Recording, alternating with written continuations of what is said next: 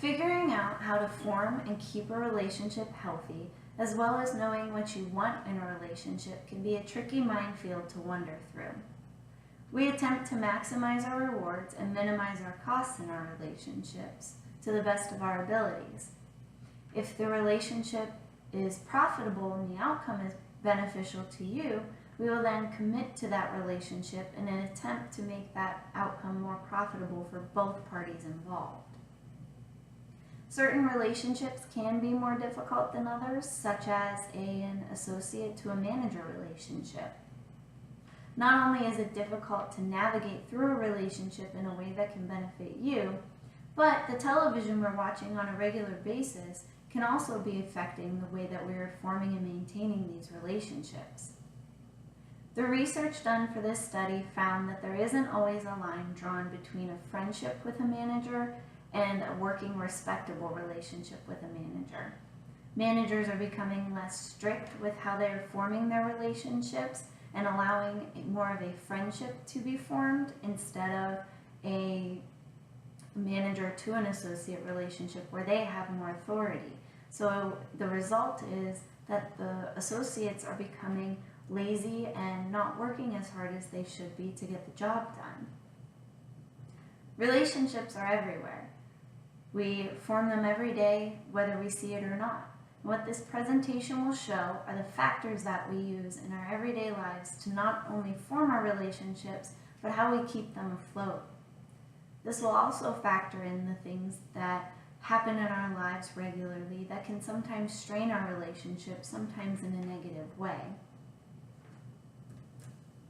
In the article, An Alternative View of Relationship Marketing, a Framework for Ethical Analysis, written by Takala and Usitalo, brought a new perspective on our view of relationship marketing.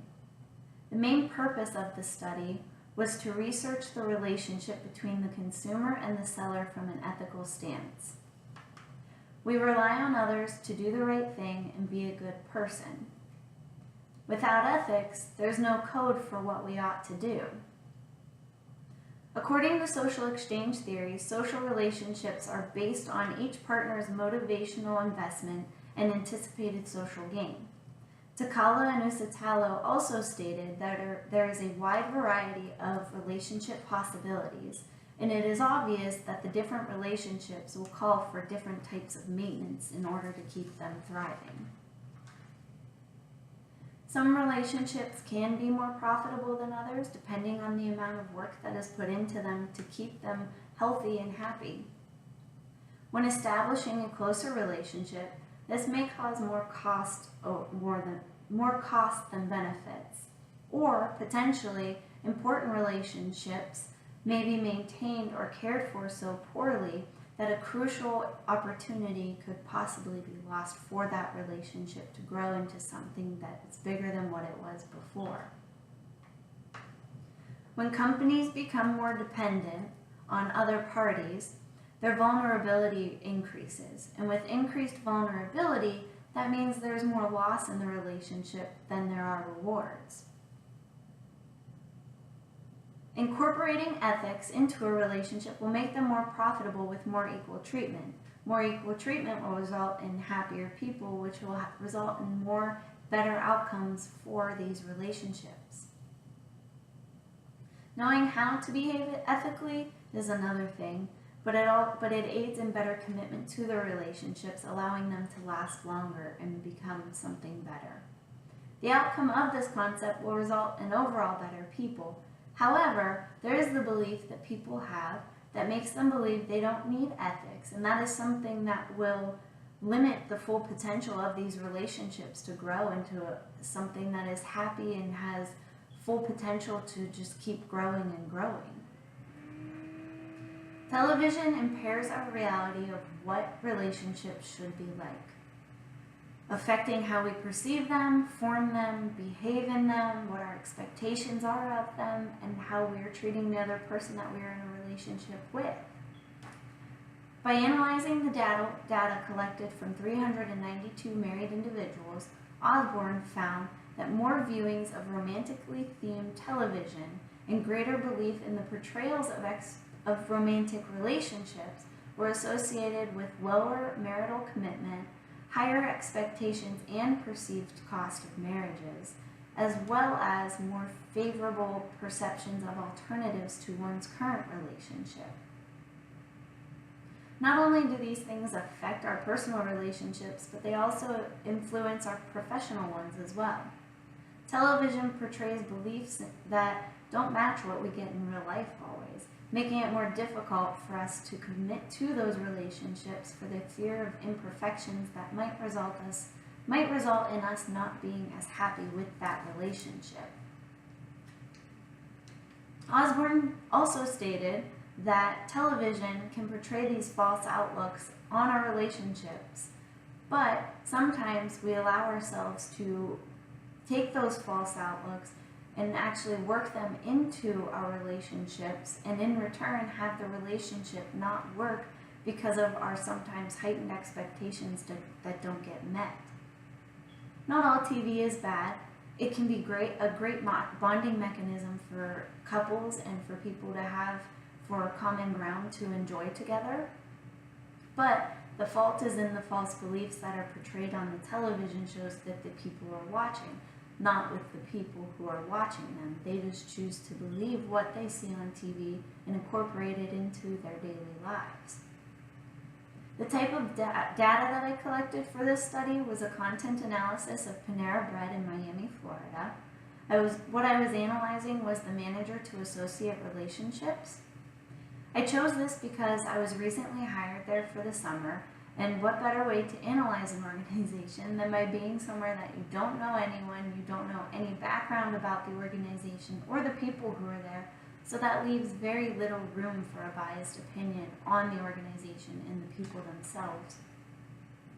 So what I did to collect data for this study was I took notes. I wrote down things that I noticed after my shifts that I was working and different little things that I saw with the relationships with the managers and associates. I attempted to get to know these people that I was working with.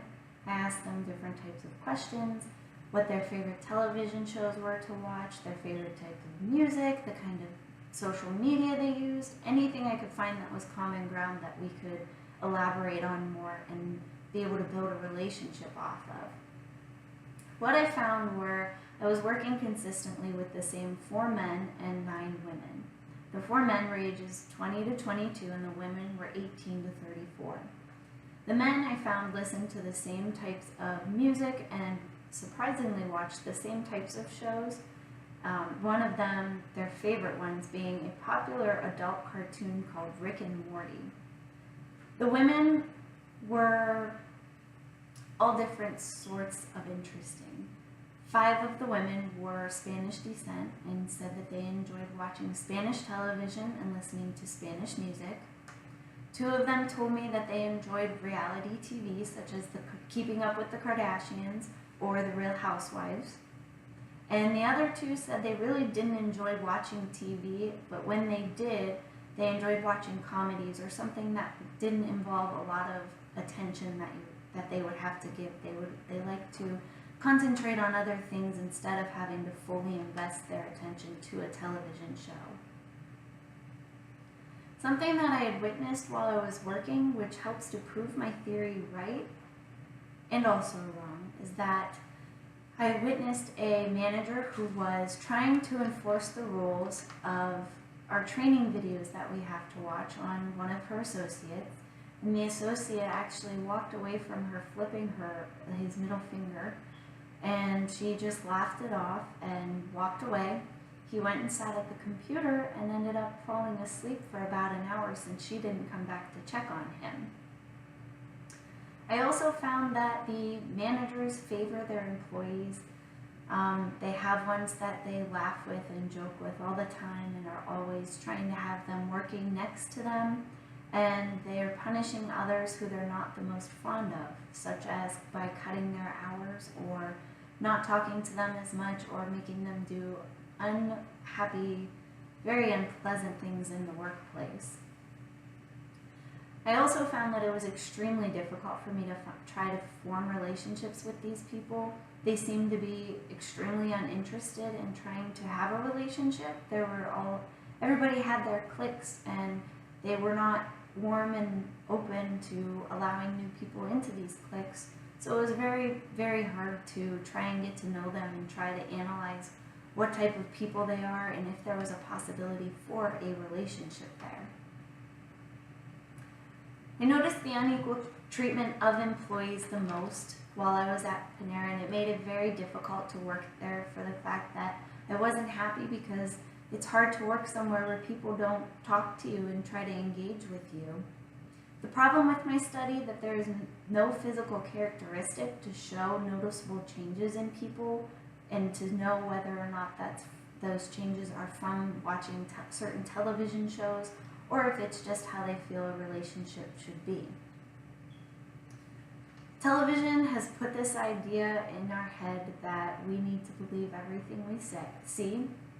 And in another study, Takala and Usatalo found the results that additional attention should be turned toward a greater and larger understanding of the range of ways viewers are involved with the television shows.